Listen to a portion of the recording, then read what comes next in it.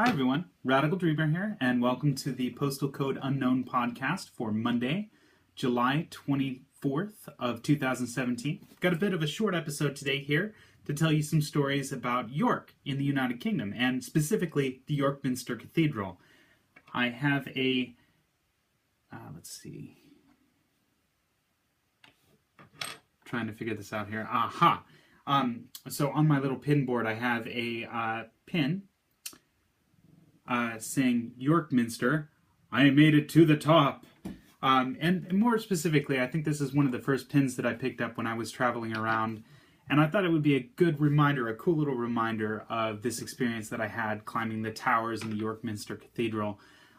But more specifically, the cathedral itself was one of the first experiences I had with Gothic architecture. Very large, booming cathedrals, the kind of thing that I'm just not familiar with growing up in the United States. It was something completely outside of the realm of my experience, and really was special and incredible, and a really good example of the kinds of things that I was hoping to see on my first visit to Europe, of these old buildings that really had incredible history attached to them. And the United Kingdom was the first country that I visited outside of the United States in Europe.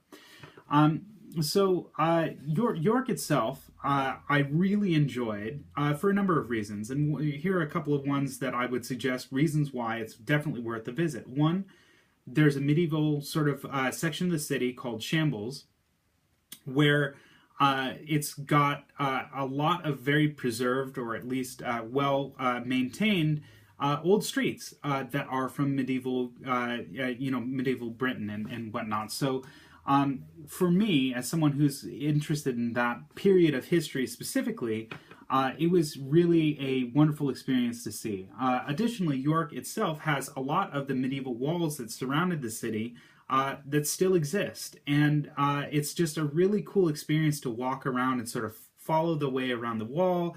There are parts of the walls that you can walk along and sort of feel like you're in a different place in a different time. And even with the sort of cohabitation of sort of modern buildings built within, it's a really neat experience and a cool town in general. So I do think that I think the last thing that I want to sort of mention about my time in York was a ghost tour that I went. And if you're still running it, it was sort of a silly thing to do at night and go around and sort of meet people.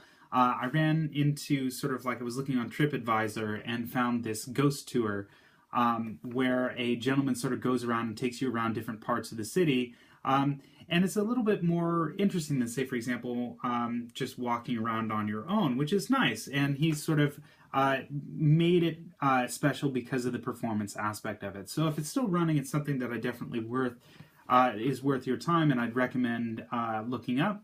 And if you're looking for a place that's steeped in history and has a lot of interesting things, especially sort of like Old English history, I strongly recommend York as a visit or a stop in a trip of the United Kingdom. Hope you enjoyed today's episode, and I'll talk to you tomorrow. Wait, not quite done. Just remembered after finishing recording the previous segment that there were a few other things that I wanted to talk about.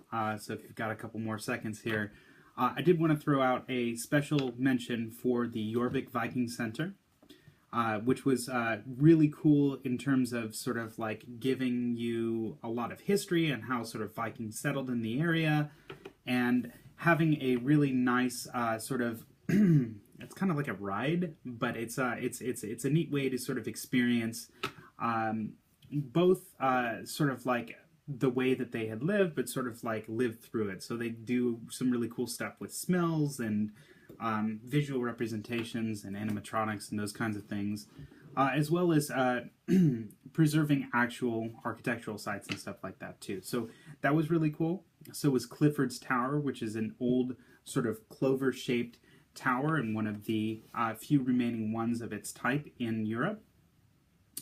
And the York Castle Museum, which was one of my favorite spots as well, because it has this really cool recreation of a Victorian era sort of street that you can walk up and down and sort of visit shops, They're not actively being run, but they're sort of like, like a giant diorama kind of thing that I thought was really interesting and another way to sort of experience the past. So thanks for hanging on and let me come back in here and sort of share those with you as well. And I hope you get a chance to visit. Take care. Thanks for watching. I hope you enjoyed today's video. If you'd like to see more of what I've been doing outside of these videos, you can see more at theradicaldreamer.com, where I've got articles and photographs with travel advice and stories that aren't just in a video format. You can follow me on Twitter at @OneRadicalDreamer or on Instagram at @ARadicalDreamer if that's something that you're more interested in. If you're interested in supporting me, I do have a Patreon page up as well, which you can find at patreon.com/TheRadicalDreamer. And that's a way for as little as $1 a month you can help support me get better equipment and do more videos of this type and make a whole bunch more cool stuff to share with you in the future. And last but not least, if you like what you've been seeing on YouTube, please like, subscribe, and send a couple comments. I'd be happy to answer more questions in future episodes of the podcast. Hope you have a wonderful day. Thank you. Take care.